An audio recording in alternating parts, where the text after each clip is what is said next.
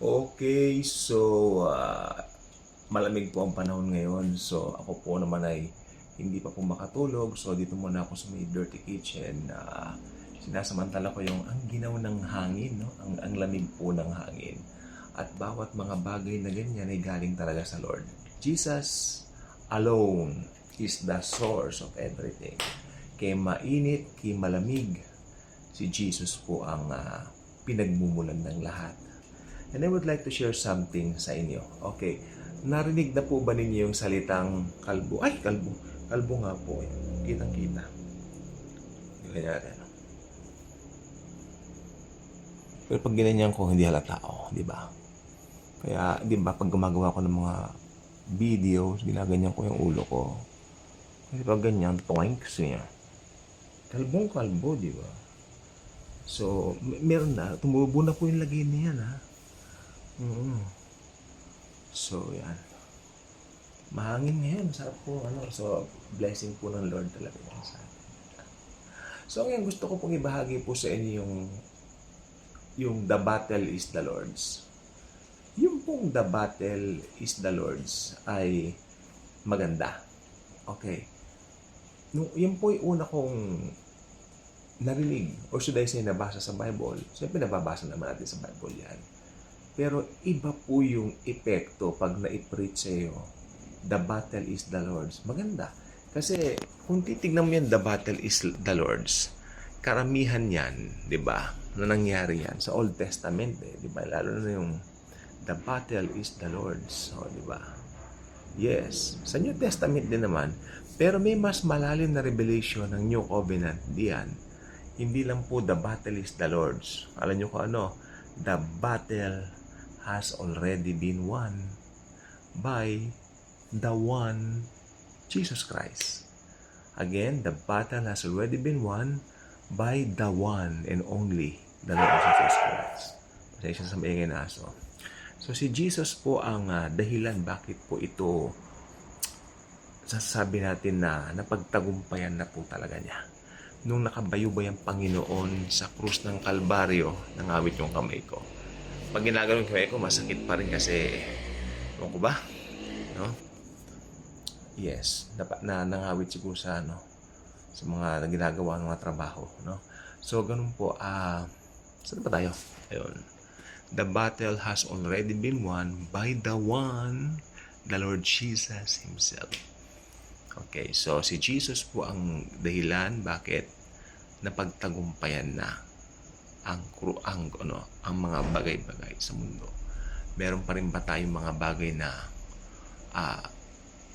parang hindi maunawaan sa buhay? Bakit ganito? Bakit ganyan?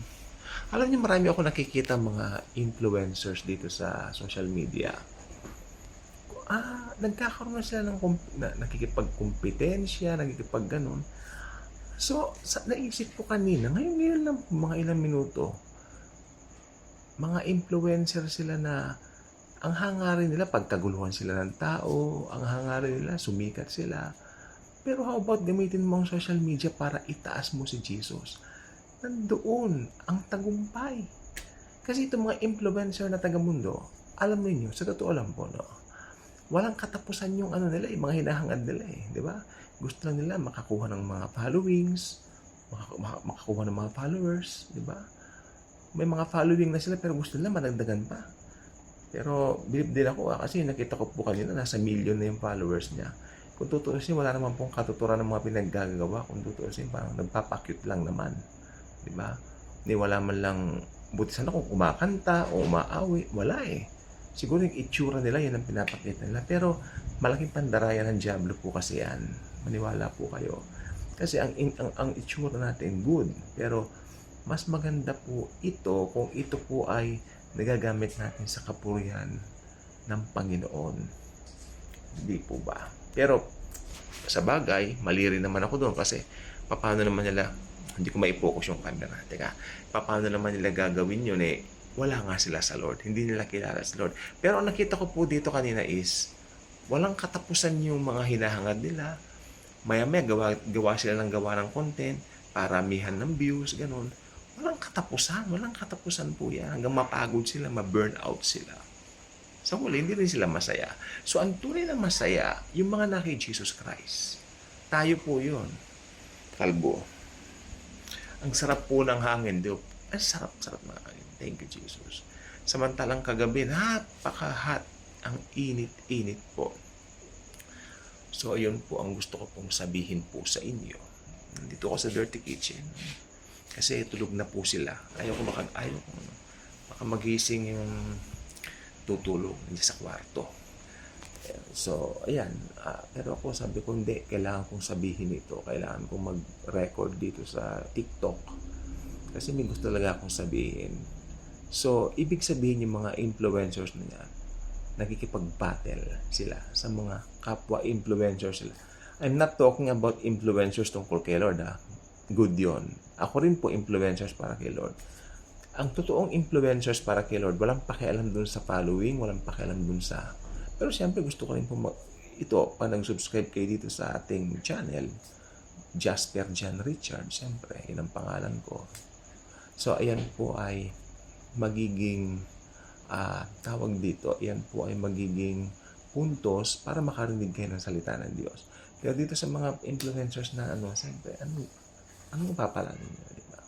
So, sa mundo sila sa mundo. Pero tayo, sabi ng mundo tuloy, sabi ng balbas ko. Sabi ng Bible, sila ay taga-mundo, kaya nakikinig sa kanila ang mundo. Sayo naman, nasa mundo tayo. Tandaan nyo, nandito pa rin tayo sa mundo. Kaya, syempre, pero hindi talaga tayo taga dito. Actually, yung mga unbelievers, hindi rin naman taga dito Hindi rin sila taga dito. Maniwala po kayo sa akin. Hindi po sila taga dito. Taga impyerno.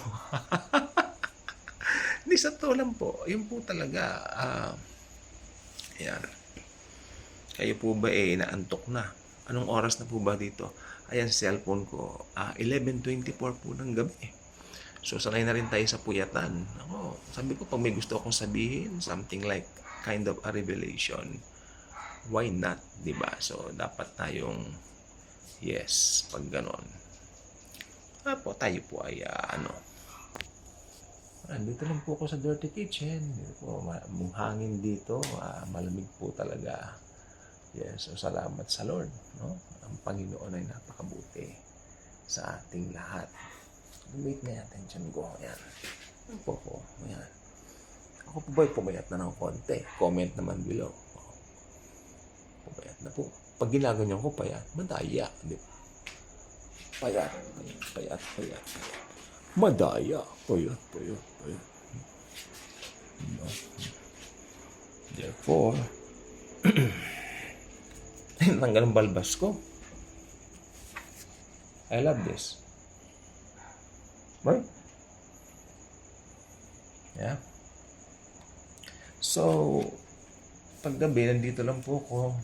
I'm reading the Bible. At ito yung Bible. Ayan. So, ito, maganda po. May Tagalog Bible po dito sa Dirty Kitchen. Kalagay lang po dito yan. Ganda rin. Pag may napunta rito, di basa-basa, di ba? Ayan. Mga parables ni Lord Jesus.